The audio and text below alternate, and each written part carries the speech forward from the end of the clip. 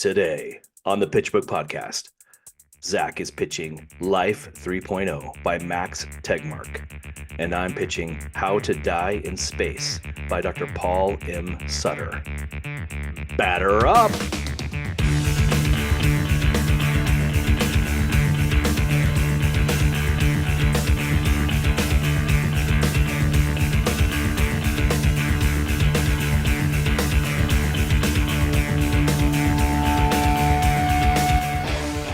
All right, Zac, we got Matt. we got life and death here on the I know. I didn't even realize that. We got Life 3.0 and How to Die in Space. So we'll get to those in just a second. There's two things I want to mention. My wife works at an elementary school, and she came home with, well, she actually was like, my eye's bugging me. I'll go to the doctor tomorrow. I'm like, just go. If you think it's pink eye, just go check it out.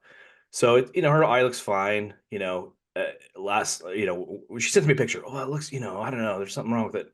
My eye looks fine. And then she goes at the end of her day, she goes to the Instant Care, gets some eye drops and stuff. And today she just looks like a, half zombie, half normal person. So I'm Oh, glad she went when I told her. But have you ever been around someone with pink eye before? Have your kids ever had that? oh yeah. Okay. At least once a year, one of them get. I stay away. Yeah, so I don't know if you've noticed this, but whenever I'm around even if someone mentions pink eye, I start to like my eyes start to itch, Yeah, you're and like, I oh, think, oh. do I have it too? Like what? Like they have been kind of feeling itchy for the last little while, so You I don't should know get if it. it's You yeah, should just get it this checked out. the suggestion just makes me nervous. All right, so that was one thing I wanted to talk about. The other one, I don't know if do you have a Ring doorbell? We do. Okay, so this might resonate with you. So you get the like, oh, missing package, lost dog messages, somebody broke into a car, all the notifications, right? That are, pretty important. What makes me laugh though is last night I was at the movie and we got like three notifications that the power's out. Power out. Is the power out in your area? Is the power out in your area? And they're like all stressed out about it on Ring doorbell. And it's like, why like what is the big concern, right? Like at least where we live, it's maybe out 15 minutes at the most. It's maybe flips on and off, but it just always makes me laugh anytime I get a message like it's just everyone's hitting the panic Ring doorbell button of like my power's out. Is it out where you are? Well, we I don't Uh, know. Ring specifically keeps you kind of your location kind of hidden. So I don't know if it's out where you are, but it's not out where I am. And anyway, it just makes me laugh. we're So we're so soft. The power goes out, and we are walking around the house in the dark. Like, why? How am I going to charge my phone? How am I going to go to bed? What do I do? yeah, exactly. It's sad. Uh, anyway, it just makes me laugh that we got to get notified on our phones that still work. Yeah, It's not like I yeah. don't have access to the internet or anything. I still got my phone. As long as the battery's charged, I'm going to survive for a few hours. So anyway, it makes me laugh. Um, how about you? Yeah, how's everything going for you? I do have a story today, but I don't know. I just want to check in with you, see what you got going on. Anything you want to, any crazy pink eye or Ring doorbell stories that we need to hear about? No, nothing exciting. My daughter's home from college, so Nice. that's fun. You send them away and you're really excited for that next step in their lives. And then after a few weeks, you're like, I kind of miss having them around. Yeah. And I've heard people say that to me before, but it's like when I was younger and I moved out, my dad said, just when I start to like you, you move out. Exactly. And that's exactly how it is. Like your kids get older, they get through all the stages, they get through the stress of high school, and then they go to college and they come back and it's like, this is a friend now. This is somebody I can joke around with, play Yeah. around with. I'm not stressed if she comes home at 1:30. Right. She's a great, great woman. Can't call her kid anymore, but it's just fun having her back. So we're enjoying Is having this her. her And first semester? I'm trying to remember. First semester away, or is this a year and a semester? I can't remember. yeah, this is her first semester Okay, away. nice. Yeah. How's she liking it? She's enjoying it. It's a smaller campus where she's going. It's Yeah. not a huge school, so it's kind of like Yeah. a, mid-range Yeah. sized town. She can get around and go places. It's kind of fun in southern Utah. So you can go to St. George, you can go to Zion National Park. So she's really loving it, and she took a stats class, and I'm so proud she got an A in stats. That's the one thing she reported back to me. She's like, "Dad, I got an A in stats." I'm like, "Let's go." Pretty awesome. That's good. Yep. So Congrats she's to doing her good. and you. Yeah, it's Thanks. good. Good, All good. right, let's hear the story. Okay, so this is a story I mentioned to you the other day. Just we were talking about just, little inside baseball here for everyone. We're like, well, what do we do for intros? How do we, what's going on? Do we just jump right in the book? And I'm like, well, I probably have some crazy stories from the past that, might be fun to tell on the podcast, as long as we protect the innocent or the guilty, as it were. Yes. So I told you I had a story about my interaction with the FBI. So I will tell that story now. So I was in college, and my sister lived nearby me. We were both going to Weber State at the time. And but I lived, 20 minutes away, and she lived near campus. Anyway, she had an appointment to meet with a counselor, right? But her car had broken down. And she and I were the only people in the, only family members who live in the city. So she calls me. She's like, "Hey Matt, is there any way you can just drop me off my appointment? It's like an hour, and then just take me back home." I'm like, "Yeah, sure, that's fine." So because I live 20 minutes away, I was like, what am I going to do for 20 minutes? So I drop her off at at the counseling office. And it is kind of funny because it's not the greatest part of Ogden, although compared to other cities, it's, the worst parts of Ogden are probably some of the best parts of other cities. But the location where she's at was actually fenced off and gated. So, you can't get in unless the gates open. And uh I promise there's a reason for me telling you this. And it was also at night during the winter, right? So it's dark out there. So anyway, I'm like, what am I gonna do for like an hour? This is gonna be kind of boring. So this was the 90s, so don't judge me too harshly, but I had my hair dyed blonde. Of course, like the And frosty right, tips. yeah, there's a little frost going on. Nice. And at the time I had this wart on my hand, right? And that's embarrassing. You're in college, you have a wart on your hand. You want to get rid of it, right? So I'm like, what am I gonna do? I'll go shopping. So I think it was like, I don't know, Fred Meyer or something. So anyway, I go to the store, and I get, these are the two things I buy: wart remover and hair dye. Okay. So That's such a normal thing to buy. yeah. Okay. And I I'm like, well, I had like probably 20 minutes before she's done, 20, 30 minutes, something like that. I'm like, well, again, I'm not going to go home. I might as well just go wait for her in the parking lot. So I drive into the gated, the kind of the lock. It's not locked because the gate's open, but essentially there's no escape unless it's through that gate. I go in there, and I'm in my truck, and for my English class, I have to write my journal every day. And so I'm like, well, I'm gonna back into under this light so that I can write my journal, just so I can see better, right? So now I'm parked, like I can just make a quick escape, uh, and I've got my hair dye and my wart remover. So Oh I'm my sitting gosh. there. I'm hanging again. I'm hanging out at a place that's counseling mostly for women. Okay, I think, and I'm in a kind of a gated off, locked, not locked, but gated area. And I parked like I need to get out of there quickly. Okay. So this is Right. this is what's going on. And all of a sudden I see this car that's going to pull up right next to me. And I'm like, okay, I kind of look like a weirdo at, 7 at night, sitting in my truck in this counseling place. I'll just go in, see if my sister's done, because I felt like I looked awkward just sitting there in my car waiting, as this car was getting ready to pull in. This is the thought I had. So then I go to get out of my car, or sorry, I'm out of my truck, and instead of the car pulling all the way in, it stops immediately, and two people jump out from the front, like the front seat and the back seat or whatever. Two people jump out. I think with the driver and the person. There's also a lady in the back seat, and then out of my peripheral vision, I see another guy running up to the side, on the side, and they're like, "Freeze! Don't freeze! Put your hands behind your head." And I'm like, what the heck is going on? So I'm like, okay. So I put my All hands on, right. and I'm freaking out, right? Because I haven't had a whole lot of experience with the police. And meanwhile, they don't have uniforms on. They just look like with plain clothes. The gentleman who then came from the side and then ended up frisking me.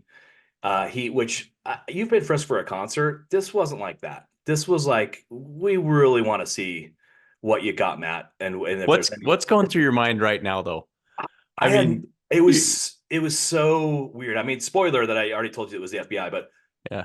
but they're not wearing like uh, uh there's no badges Ties and showing. white There's no shirts. yeah, they're not ties and white shirts either. They're plain clothes. They're not, I've been pulled over before, right? Did they But show you a badge or well, so anything? I'll get to it. Oh, okay. So I'm standing with my hands behind my head. The guy's frisking me and he says, "Do you have any weapons on you, any knives or guns?" And I'm like, "No, just my keys and my wallet." And Got he's some pretty cool yeah. hair dye Well, and so wart I'll get to remover. that too. So he says, so this is the guy behind me, and now when eventually they take my ID, they grab my wallet, take my ID, hand it to the lady that's in the car. She starts punching it up on their computer in the car, and they they start peppering me with questions, like trying to trick me, and they're super fast questions, and they're making like everything I do sound horrible, right? They see that my plates are from Oregon because I'd moved down from Oregon to go to school. They're like, "Oh, you're from Oregon, are you?" And I'm like, "Yeah, yeah. I live here. I go to Weber State." They're like, "Oh, really? Like, what classes do you have?" And they just start asking me all these questions, and they're like, where did you go? What have you been doing?" And I said, "I'm just waiting for my sister. She's getting counseling here." "Oh, she's a counselor here?" "No, no, she's getting counseling." They're like, and it makes it all suspicious. "So you're just killing time, huh?" I remember them saying that. "You're just killing time, huh? Just waiting." And I'm like, Yep. "Yeah, yeah, I guess." Like and they're like, "Well, what have you been doing?" I said, "I went to the store." And they're like, "Well, what'd you buy?" And it dawns on me right when they say that, hair dye and wart remover. And I'm like, "Oh, it makes me look like I'm trying to change my appearance," right? Like, this does not look good. Right. I'm killing time at a counseling office where a bunch of women are, in theory, coming out of the thing. Anyway, and I just bought hair dye. Anyway, just does not look good. After they realized I didn't have any weapons, they finally let me put my hands down, and uh, and I started telling them some of the classes I had, and they kind of start laughing because I think they realized I wasn't who they thought I was. Like they kind of realized I Oh, wasn't, at least wasn't a threat to them. okay. They're like, "You can put Okay. your hands down." They didn't cuff me or anything like that. They said, "You can put your hands down." And they just said, what class do you have?" And the guy behind me says, sorry, I said, "Oh, I have this class, this class." And the only class I remember saying, and it's relevant because I said, "Well, I have criminal justice." And they're like, "Oh, really? Who's your teacher?" And I'm like, "Oh, Professor so and so." I can't remember his name, but told him his name, and he's like, "Oh, really? Tell him Nick Sweat from the FBI said hi." And I'm like, "Okay." So that's the only time they identified that they were from the FBI is Nick Okay. Sweat. What a great name, by the way. If That you're is a if you're good name. named if you're named Nick Sweat, you might as well join the FBI. I mean, it's pretty much destiny. So he finally, says, "Tell him Nick Sweat from the FBI said hi." Like, okay. So this is one of his former students. Oh my And then heck. and then he does come around to the front and he's got a bulletproof vest on and he's got his ID around, or like a badge around his neck. So this is the only time I saw any sort of identification or whatever. Okay. And then he mentioned that they were from the FBI. And meanwhile, this lady, um, she kind of gives him the nod, like there's nothing on this guy's record, that means we should detain him or whatever. Wow. And they're like, "Okay, well, you're free to go." And I'm like, "Okay," and they're like, sorry to bother you, sir. Have a good night. You just look like someone we're looking for, is what they said. Oh. So then I started thinking. So I'm like shaking. Right? I'm super nervous. Right, this is not my cup of tea. Being in trouble, things like that. Um, dealing with the FBI is not a normal thing for me. And then I realized, as I kind of put two and two together, I'm like, "Wait a minute, I remember that." It's like the guy that was Nick Sweat, the guy from the FBI. He was in a Bronco. He was parked far on the side, not the car that pulled up next to me. And I remember seeing, and the only reason I remember is because I remember as I was walking to my truck from the store, I remember there was this Bronco all by itself, way out in the empty parking lot, just sitting under a light. And I'm like, I Oh. realized they'd been following me since the store. And so they're following me. I'm buying hair dye, wart remover, and I pull Mm-hmm. right into this place where women get counseling. So this does not look good. And I Yeah. and they also said I look like a guy they were looking for. And I'm like, "Okay, this is not good." But I'm in there shaking. Well, the funny part about this is because I had to write in my journal for English, I wrote that story. Like, here's what just happened to me. This is so crazy. I can't believe it. Well, I was waiting for my sister. So a few minutes later So after that, good. I'm still shaking, freaking out. And anyway, I ended up taking my sister home, tell her the whole story. And anyway, it turns out, and I didn't know this at the time. It's not like I was following the news or whatever. It turns out there was a serial rapist going around Ogden, and he was attacking joggers early in the morning. And anyway, so it was like pretty scary, obviously. Oh, wow. Again, I didn't know this at the time because I either didn't pay attention to the news or maybe it just started. I don't really know what happened, but they ended up catching the guy like a week or two later, and it was funny because he was kind of a short Latino guy, and I'm like, I don't think I really look like this guy, but I was buying hair dye and I Yeah, was getting wart remover and I was hanging out where, in theory, a bunch of women are. So, uh, anyway, that's my story. I was totally freaked out.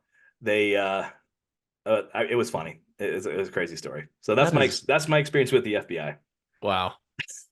There's a podcast called Cold, Cold. I don't know Yeah, if you've listened to it. is that the is it a true crime podcast? Yeah, it's like Uh-huh. unsolved Oh yeah, yeah. true crimes, but there's a couple seasons where they go through some of these well, yeah, killers, Yeah. rapists, that are up in like the Ogden area. So that's Oh, what I was cool. Yeah, thinking because of. that's the local one, right? That's the Cold. local. Yeah, Yeah, yeah, it's yeah. You're local. right. It is Yeah. local. Okay. It's done really well. It's documented really well. It Yeah. does a good job. Anyway, it Well, I'm was. so glad that you didn't get arrested Well, I'm for glad I didn't get arrested. I'm glad they caught the guy the because, contraband you had yeah, on yeah. you. But it was pretty coincidental that I had all that stuff. It's hilarious. Anyway, it's um. Anyway, that's my story. So It's awesome. let's get to the books. You got Okay, let's life. do it. You got life. I got death. Let's start with life. So this Okay. is Life 3.0 with by Max Tegmark. And just for those listening, so when we do this podcast, we do not talk about the books before we jump on. Nope. We come into it totally cold. I mean, I prep my book a little bit. I think Matt does the same, but we don't know what we're going to talk about. So it's interesting the topic that you have and the topic that I have because my book leads up into space, Oh, the funny. end. Okay. Okay, so this book was referred to me. I a friend of mine who lives in Chicago. We kind of go back and forth on texting every once in a while. I'll say, "Hey, what are you reading?" And he reads a ton, and so he was reading about AI. This was earlier this year. I was like, "Oh, cool, interesting. Tell me about it." So he sent me an article that was written by Bill Gates that was written just after ChatGPT had kind of started to hit the news. This article comes out by Bill Gates, and he references three books that he had read on artificial intelligence. One was called Superintelligence by Nick Bostrom. Another one is called The Thousand Brains Theory. You're looking to see if you have it, huh? Yeah, I have it on the desk, but I can't. I think it's Dawkins. I think it's Dawkins Okay. is the last name.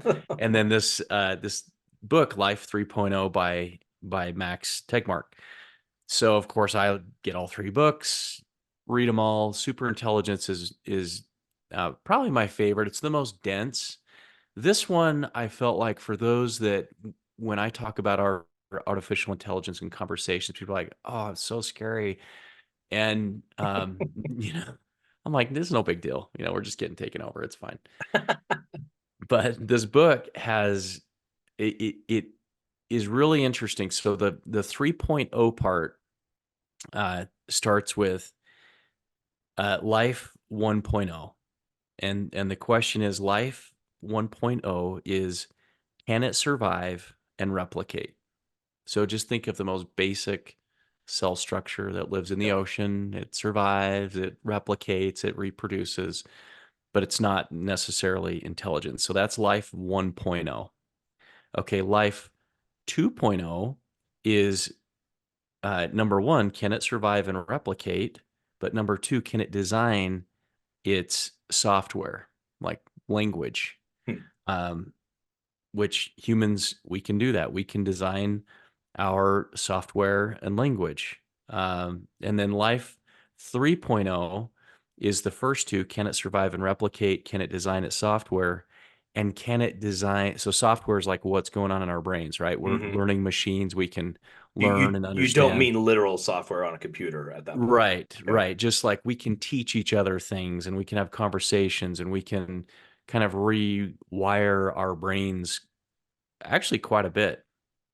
And the third one is can it redesign its hardware? So I don't have the ability to change my appearance really. I mean, you can do plastic surgery to an extent, but a AI, a robot, can totally change its hardware and can replicate its software and uh, can survive. So that's where the Life 3.0 comes in, is it can survive, it can replicate, it can design its own software, which we're seeing uh, through machine learning, and it at some point will be able to design its own hardware. So the book goes through. I've got just a few quotes. It is really fascinating and interesting, but it talks about. So it goes into Deep Mind. I don't know if you're familiar with Deep Mind. It's a AI that was created to play Oh, Deep Go, Blue. which is Deep Blue? Oh, that's no, deep. no, Okay. no. Oh, Yeah, that's the chess one. Deep Mind plays Go. Okay, got it. plays Go. I That's got right. it. So Deep Mind soon published their method and shared their code, explaining that it used very simple yet powerful idea called deep reinforcement learning. Basic reinforcement learning is a classic machine learning technique inspired by behavioral psychology, where a positive reward increases your tendency to do something again, and vice versa. So they're teaching these the AI through this reinforcement process, and it just continues to iterate and learn. And it doesn't get tired. It doesn't get worn out. Of course, it needs GPUs, it needs energy, and it needs the electrification for it to continue on. But as long as it has those things, it can just continue on. So the author, Ted Markey, says, when I listed traits contributing to my own personal feeling of self-worth as a human, I included the ability to tackle a broad range of unsolved problems. In contrast, being able to play breakout and do nothing else constitutes extremely narrow intelligence. So, narrow intelligence would be like AI learning to play chess or learning to play Go, and having a really specific skill set, right? In that one thing. Mhm. He said, to me, the true importance of DeepMind's breakthrough is that deep reinforcement learning is a completely general technique. Sure enough, they let the exact same AI practice playing 49 different Atari games, and it learned to outplay their human testers on 29 of them, from Pong to boxing, video pinball, and Space Invaders. So instead of having a narrow programming around one game, they said, okay, let's see if it can win at these, you know, a range of different video games, and it was pretty successful in beating people.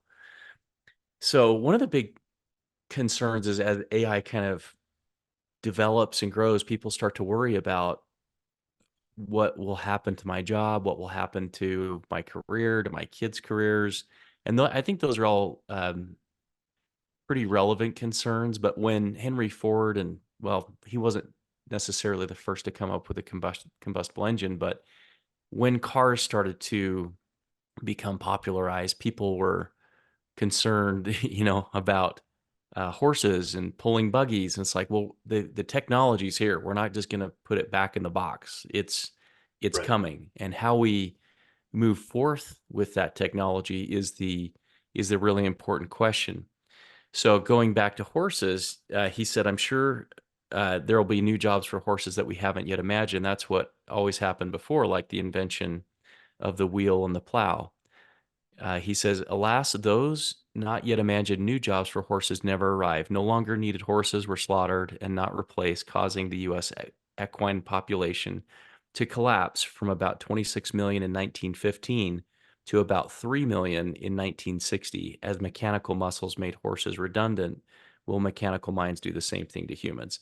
So I think there is some concern over time, just what will we be doing? I've heard some people argue that we'll just have more leisure as humans. We'll have more free time to do the things that we want to do. It is really fascinating to kind of think about how all of this uh, plays out over time. He also talks about different game theories.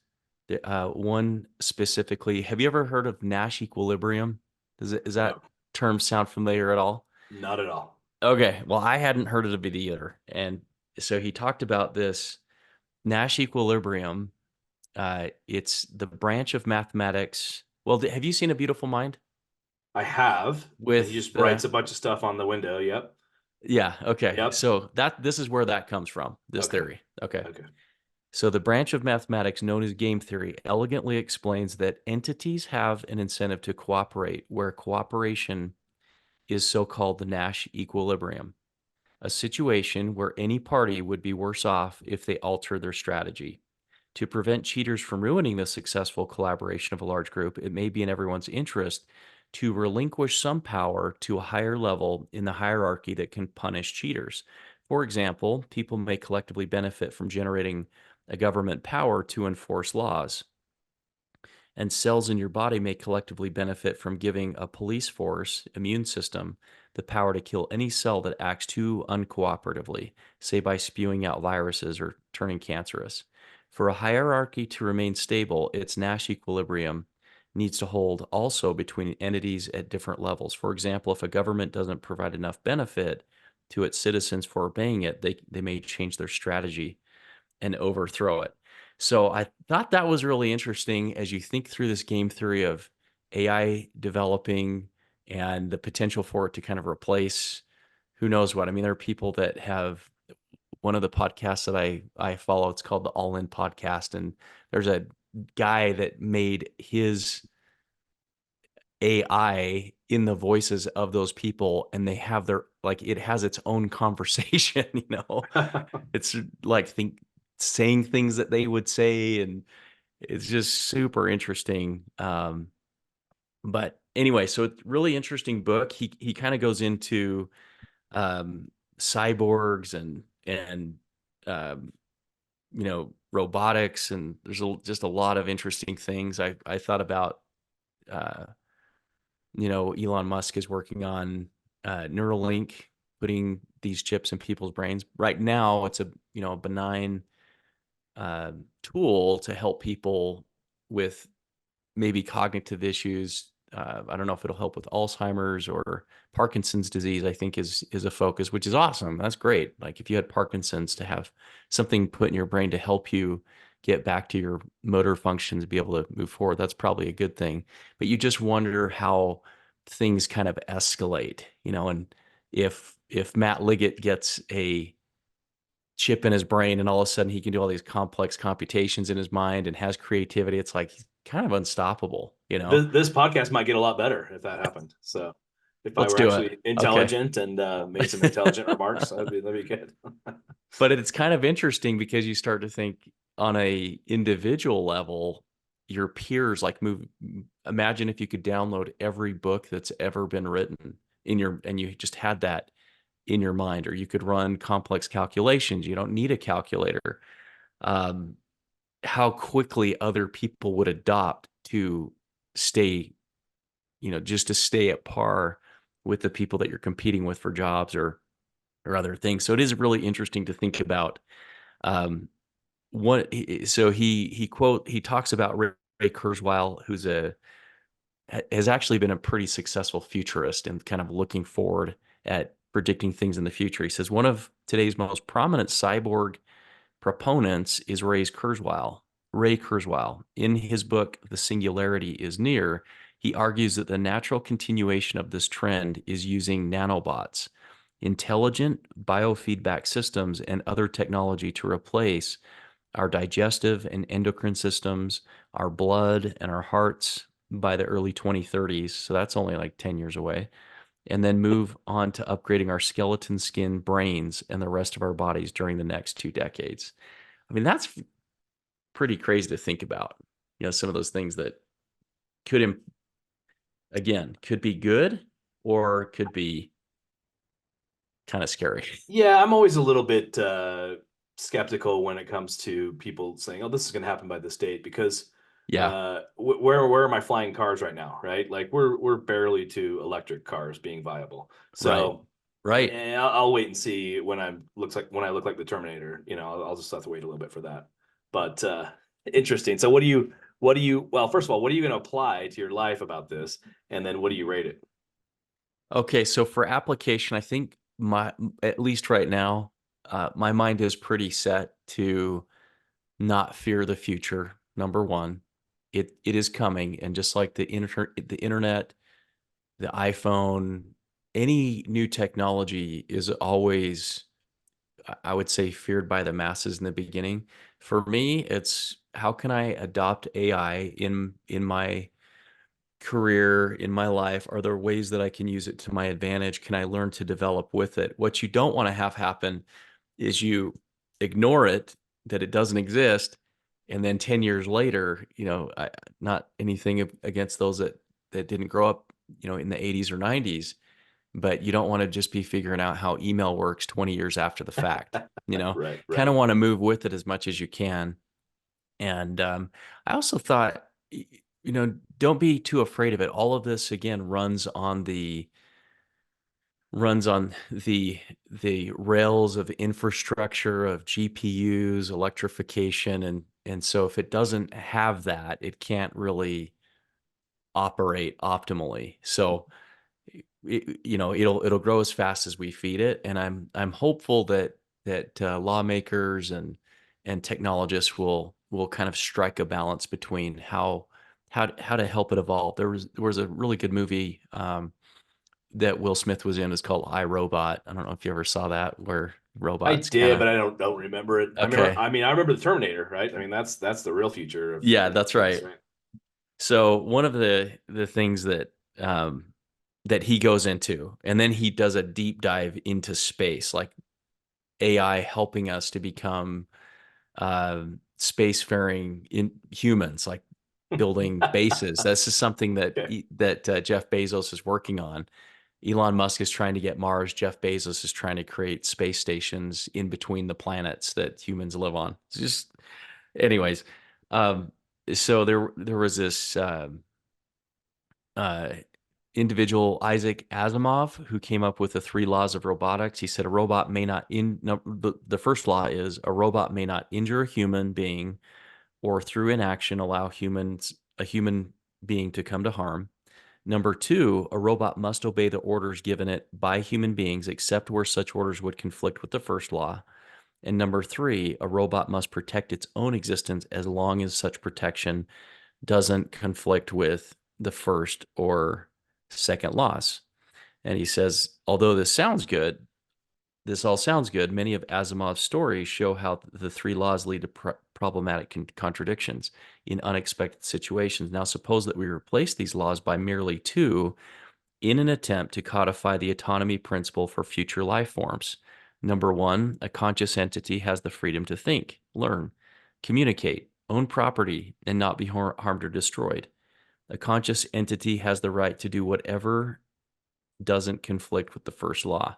So he kind of dives into, like, you know, rights for robots if they're conscious entities. Kind of gets really weird. The first two-thirds of the book is really helpful, and then as you get towards the last chapters, it starts to talk about what is consciousness. It's a subjective experience, and then he dives into space, how AI can help us kind of accelerate our learning. Anyways, it's a really interesting book. So what do you rate it? Single, double, home run, triple? Okay, if I compare it to the other two books, to Superintelligence and A Thousand Brains Theory, which they're all very different. I think in terms of being approachable and somebody just picking up Life 3.0 and learning about AI and thinking about the possibilities, I would probably give it a triple. It was a pretty easy read. Superintelligence was just really long. So I think I'd probably give it a triple. I mean, it was pretty interesting when it got into the space stuff. Maybe just because I'm not a physicist, I didn't really quite grasp everything and all the theory he was talking about. I'm sure somebody who's a physicist would probably give the book a home run, but kind of lost me there towards the end. But it was pretty good.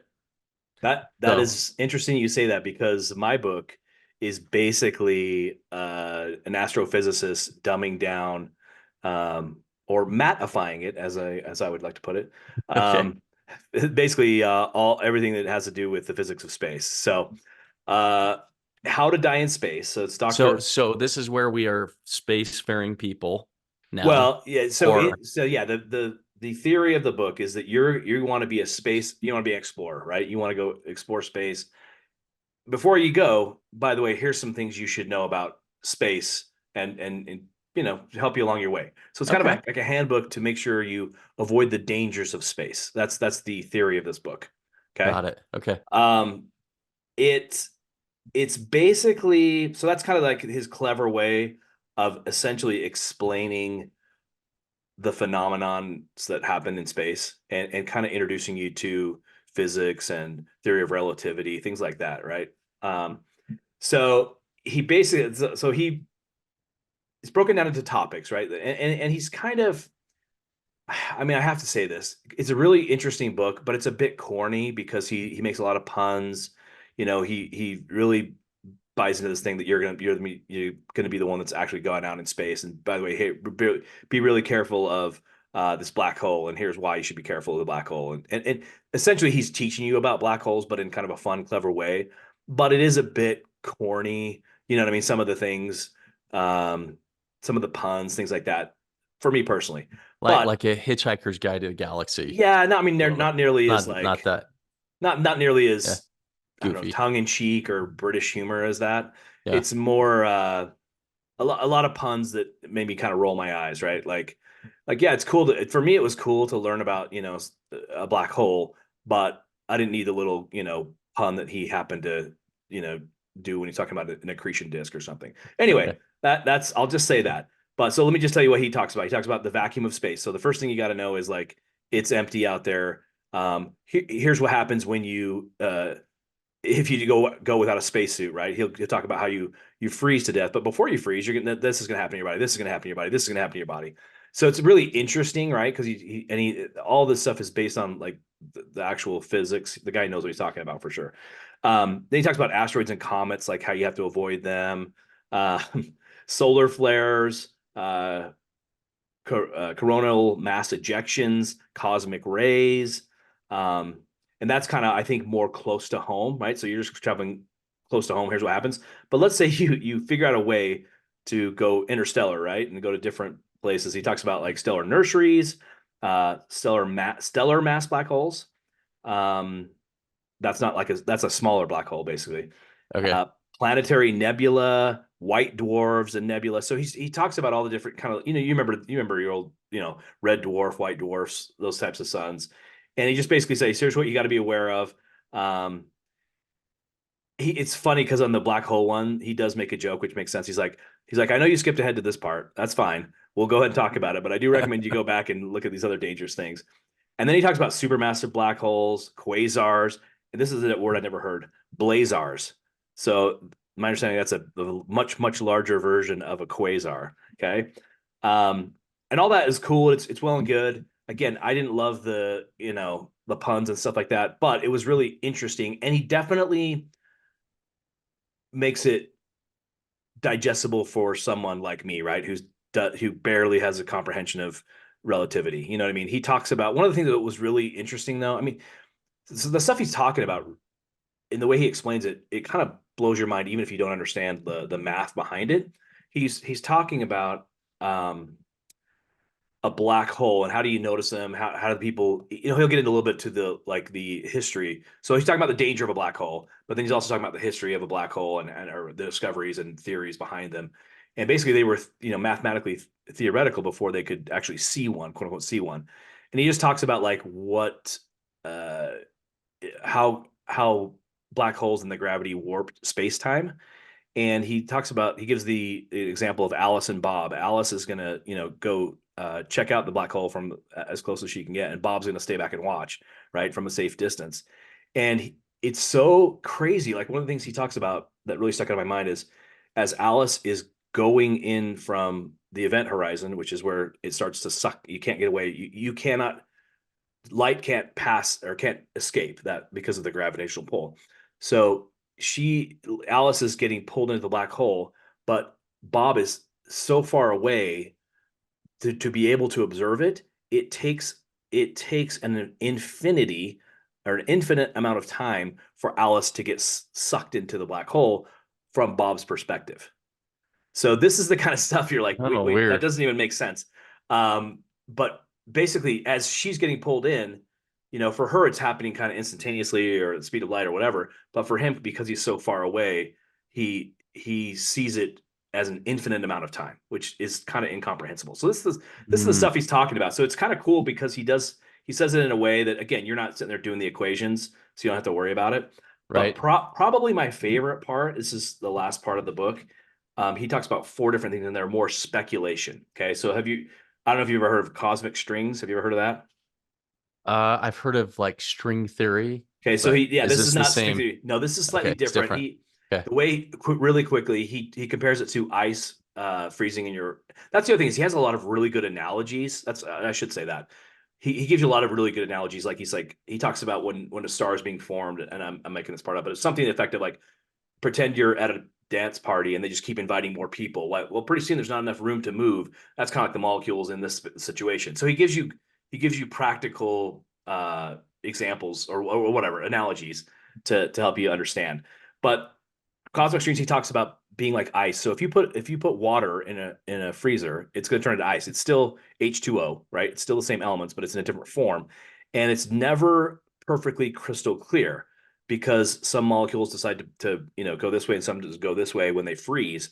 And basically as space expanded, and again, all the astrophysicists that are listening to this podcast and explain to me that I'm wrong if I said this the wrong way, but essentially that would cause almost like the cracks you see in a like in ice. You could, in theory, now this is theoretical, see those in space, and it's like a crack that light can't go through, so it has to bend around. So you see light on both sides, and in theory, those strings, as you try to let's say you try to go out in cosmic space and try to give this thing a hug, hug the string, you're kind of hugging yourself because you're bending around this weird molecular string, for lack of a better way of putting it. Wow. So he Okay. talks about that, but and he talks about like space-time defects. He talks a lot about dark matter, and how we think we understand it, but we don't. It's like Um, antimatter. Is that the same thing? Dark matter, yeah, antimatter? kind Okay. of. So dark matter. So basically, there's like the vacuum of space, which is like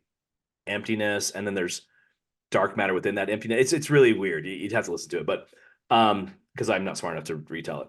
The two coolest parts I thought are the very end. He talks about hostile aliens, and this listening to this chapter made me like, you know how there's a lot of people who are, I've been captured by aliens. There's a lot of conspiracy theorists, like people have been visiting us. After listening to this, I'm pretty skeptical. He basically gives you the reason why it's near impossible for an alien life that's hostile to want to bother to come over and find us because it would take so long. He just, he gives you the numbers of like, here's how long it takes. And he's saying now, granted, this is everything we know about physics and the speed of light, and even somebody traveling at 10% the speed of Mhm. light. Here's what it takes. But by the way, it takes so much fuel. You'd have to, then it requires a larger. Anyway, he just gives you the ideas of like, here's what it's going to take to have interstellar travel. And he does talk about, I can't remember what the guy's name is, but the theory of like, how many space, Drake, I think his name was Drake or something, but how many solar systems are there? How many have planets that could hold life? And then you start doing the math, like here's how many possible potential things. But he ultimately says, even if he says there are people that actually send out radio signals like to, hey, come check us out, we're Earth. But he says that's not even necessary because of our atmosphere and the not greenhouse gases, but just having an atmosphere would indicate to anybody who had the technology to see us from afar that there's a living planet here. Does that make sense? Like it's a Yeah. viable option. Anyway, but he says like you're basically there's no chance of aliens ever visiting us because they don't have the means to travel that far, at least according to our understanding of physics. Okay, so that was really really interesting. And then the very last thing he talks about are wormholes and how basically they can't exist. So I guess he does kind of walk that back a little bit and say that in theory they can. He talks about how you would basically need like a positive black hole and a negative black hole to coexist, but there's no such thing as like a black hole is so much mass compressing down on itself that uh, it's that giant amount of mass. You'd have to have an equal amount of negative mass, which Pushing. doesn't make any sense because there's no such thing as negative mass, right? Like Hmm. mass is heavy; it can't be negative mass. Does that make sense? Yeah. Yeah. Um, anyway, he says there is but he kind of gives you well, there is a catch, and somebody proved that like if you put two um the exact same size plates, metal plates next to each other, like so close they're almost touching but not quite, So they're not magnetized. There is kind of a negative mass there, if that makes any sense. But in order to produce enough energy, you'd have to have like a supermassive black hole energy, and that would basically disrupt what you're the negative mass that you're trying to create, if that makes any sense. Wow. So again, and then at the very end, I'm going to read you one quote, and I did handwrite this because I was listening to the podcast or listening to it, so hopefully I say this the right way. But the very sorry, he does talk about like I think maybe he says it in this quote. I'll just read this. So his is his conclusion. He says, "That wasn't so bad, was it? Oh, wait, it was bad. Very, very bad. Turns out there's a heck of a lot of stuff in the universe that can whack you without even batting an eye. They come in all shapes and sizes, from tiny rocks that can punch a hole through your ship, gigantic black holes the size of solar systems, Wow. chowing down on anything that they can reach. Um, let's see. Oh, many tiny particles that can mess with your DNA, um, to blobs of of charged gas that's hurtling through space. So he kind of summarizes like all the crazy things that can happen. And again, he jokes around like, "Hey, by the way, if you are visiting here, you want to look for these signs from a black hole, and you want to look for these signs of a quasar. And by the way, you can see it from 100 million light years away because Yeah. that's how crazy it is." Anyway, so it's really interesting. I really liked the hypothetical stuff where he's he's pretty skeptical of certain things, but he does say, look, it's possible, and maybe our understanding of physics isn't quite there yet. But anyway, that's the book. It's really interesting. I would just say it's a very interesting way to learn about space. Like, because I've always thought that stuff was interesting, but I'm not bothering to do any math on it, on theory of Yeah. relativity or anything like that. Definitely the time travel stuff. So he does talk about how time travel isn't possible in the wormhole chapter because of the way wormholes would work. Anyway, it's really crazy. But then on the other hand, he's talking about how you can watch Alice descend into a black hole for an infinite amount of time. So as long as you're Right. distant enough. Anyway, it's just crazy. So really mind-bending stuff, and I'm probably not smart enough to absorb it all, but I did enjoy it other than kind of the jokey stuff in there. So what is your preference, the way you would like to die if you had to die in Die in space? space. I'm gonna go with black hole. I think that's the coolest way to Just go. It's taken a long time, at least from someone else's perspective. He does talk. What's interesting, he does talk about the singularity in the black hole, and he basically says, "Look, we think a lot from what I've heard about singularities, right? You get smashed down into like a single molecule or whatever whatever mass or whatever was there gets smashed down." But he actually says, look, we don't know. We don't know what happens in a singularity. We know what happens at the accretion disk because we can see it, but after that, it's not viewable, and our math doesn't really say. We know a singularity exists, but we don't know what it does because our math can't figure it out. So anyway, just kind of interesting. I really like how practical he is as far as like, saying, hey, this is what we thought then. Here's what we think now. So I guess this is possible, but but that would break every single law that we've ever had before, kind of thing. So he just does it really in a really cool, entertaining way. So I'd recommend it. Again, I like this kind of stuff, so I'd probably give it a triple. But if space isn't kind of up your alley, and science fiction isn't really your thing, I could see how you could just stay away from it. But Yeah, it sounds interesting. We just have you seen Interstellar with Matthew yeah, McConaughey? yes, and that show makes me laugh. I Oh, really? well, I know everyone likes it. It bugs me because here's the reason it bugs me. And Okay.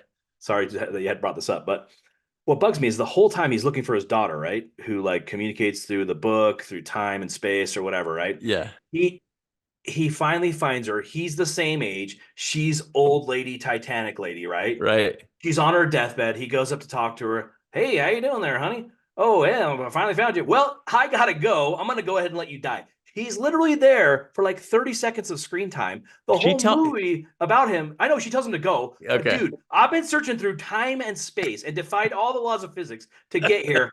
I just need 30 seconds, honey. I love you. Gotta go. You know what I mean? It's so ridiculous. Like, at least do us a trick. Okay. Like at least make it look like he was there for a couple hours and she dies. But Right. she's like, see you later, grandpa, dad, whatever her name is. And he's like, okay, see ya. I know you communicated through a book, impossibly through time and space, but I gotta go. Right? Yeah. There's things I gotta do. I'm Matthew All right. McConaughey for crying out loud. Okay. If you That's watch what the bugs movie, me. get up. I agree. Get up to that point and then Just turn it turn your off. brain off. Just like, I mean, yeah, the well, time you stuff you in it was. just ruined the ending for everybody. He makes it back Oh, in a really anyway. cool way. So I have all girls, but it was just kind of fun to like Well, that that's so there story you with his go. daughter, Yeah, exactly. So you're going to spend 30 seconds with your daughter who you haven't seen for 10 millennia or whatever the Yeah, I'm time like, is. she's sorry. Sorry. You know, relativity of time. I got old or you got Yeah, old. exactly. Like that's on you, Too Yeah, bad. You should have been I got traveling. a life to live. You should have been traveling at the speed of light like me.